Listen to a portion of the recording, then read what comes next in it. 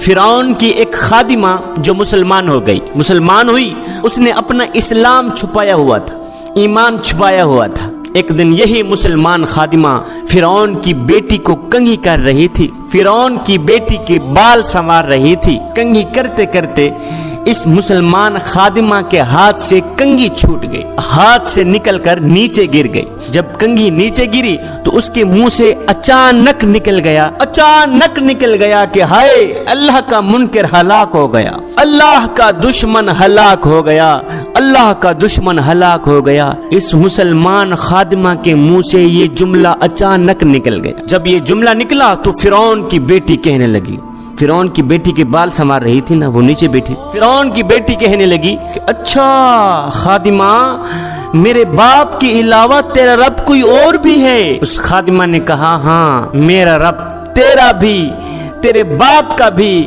میرا رب وہی ہے جس نے تجھے پیدا کیا، میرا رب وہی ہے جس نے فرعون کو پیدا کیا، میرا رب وہی ہے جس نے موسیٰ کو پیدا کیا اور جس نے ہارون کو پیدا کیا۔ اس نے کہا اچھا تو مسلمان بن گئی؟ اس نے کہا الحمدللہ میں مسلمان بن گئی، میں تو صرف اللہ کو ماننے والی ہوں۔ یہ سن کر فرعون کی بیٹی غصے سے آگ بگولا ہو کر اٹھی، دوڑ کر گئی اپنے باپ کے پاس، دوڑ کر گئی فرعون کے پاس، جا کر کہنے لگی غضب ہو گیا، ہمارے تو گھر کے نوکر بھی تجھے رب نہیں مانتے، ہمارے گھر کے نوکر بھی تجھے رب ماننا گوارا نہیں کرتے۔ فرعون نے کہا کیا ہو گیا؟ کہا ہماری جو خادمہ ہے جو ہمارے ٹکڑوں پہ پلتی ہے وہ بھی تجھے رب نہیں مانتی، وہ کہتی ہے میں اس رب کو مانتی ہوں جو موسیٰ کا بھی رب ہے، جو ہارون کا بھی رب ہے۔ اچھا تو وہ مسلمان بن گئی؟ کہا ہاں وہ مسلمان بن گئی۔ تو فرعون نے کیا کیا، ایک بہت بڑے کڑھا میں تیل ڈالا اور اس کڑھا کے نیچے آگ جلائی۔ جب تیل ابلنے لگا تو فرعون نے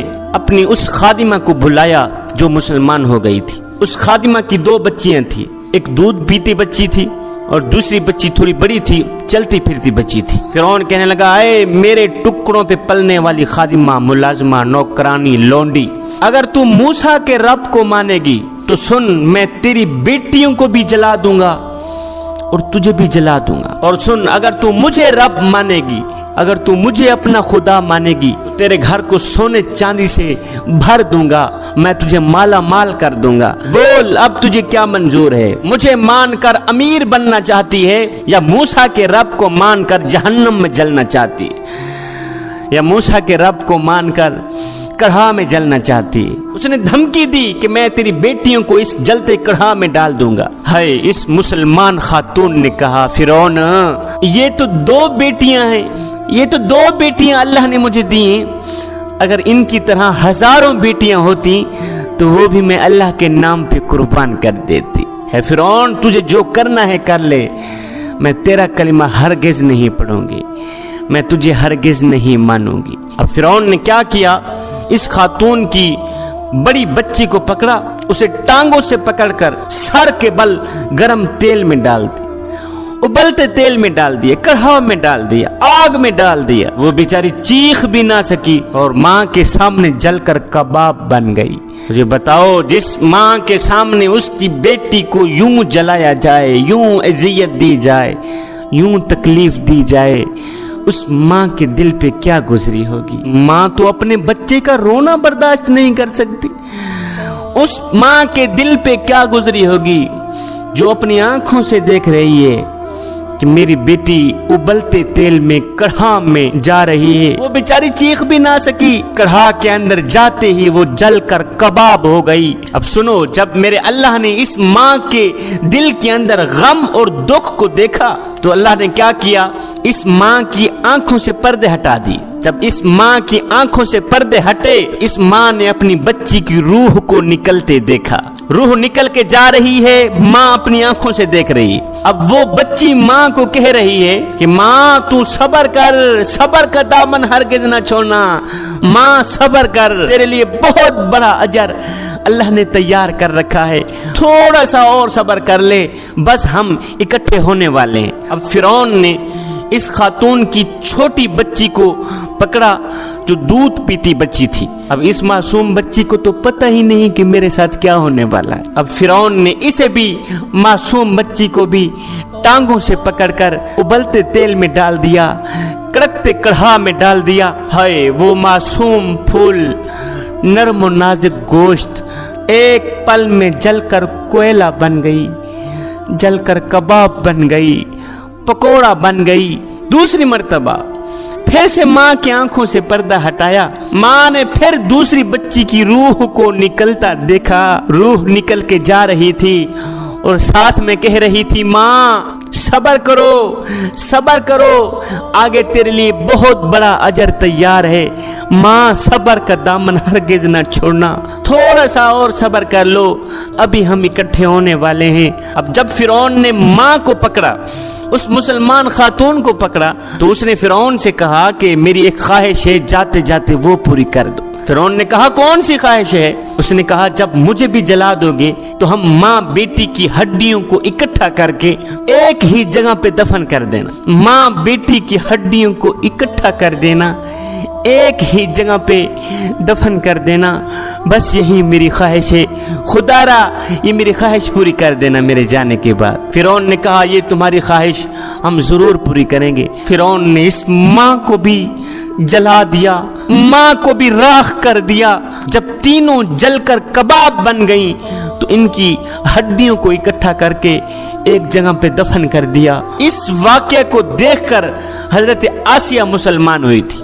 फिरौन की बीवी जो थी हजरत आसिया, इस वाक़े को देखकर वो मुसलमान बन गई।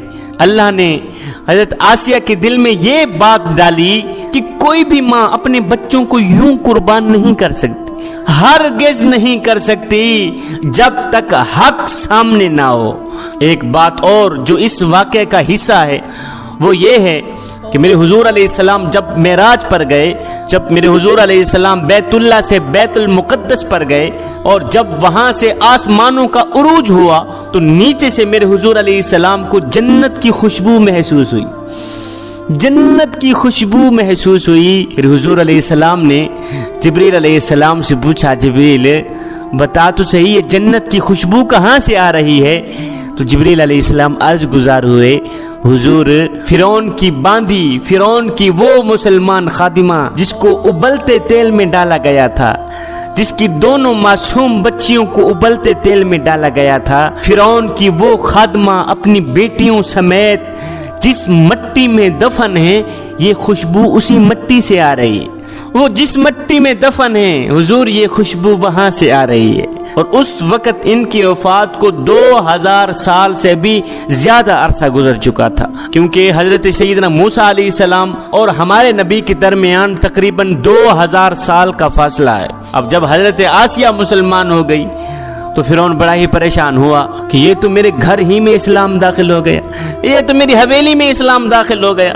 पहले तो फिरौन ने कोशिश की समझाया, जब आसिया ना समझी, जब वो ना मानी तो फिरौन ने अपनी बीवी आसिया को कैद में डाल दिया। जब कैद में डाला फिर भी वो ना मानी, फिर उन्हें भरे दरबार में कूड़े मारे, वो फिर भी ना मानी। इसलिए कि ईमान पर जितनी मुशक्कत आती है वो उतना ही बढ़ जाता है, वो उतना ही मजबूत हो जाता है। जब फिर भी वो ना मानी तो फिरौन ने हुक्म दिया कि आसिया को सूली पर लटका दिया जाए, सूली पर चढ़ा दिया जाए, इसे सूली पर लटका दो कि ये तड़प तड़प कर मर जाएगी। आए जिस खातून ने कभी तिनके को भी नहीं उठाया था, आज उसके हाथों में कील, उसके पाँव में कील ठोंक दिए गए हैं। जब आसिया सूली पर लटक गई तो उस वक़्त आसिया ने दुआ की कि या बारी ताला मुझे अपने पास जन्नत में घर अता कर, मेरे मालिक मुझे जन्नत में घर अता कर और मुझे फिरौन के अजाब से निजात दे दे मेरे मालिक। जो ही आसिया ने ये दुआ मांगी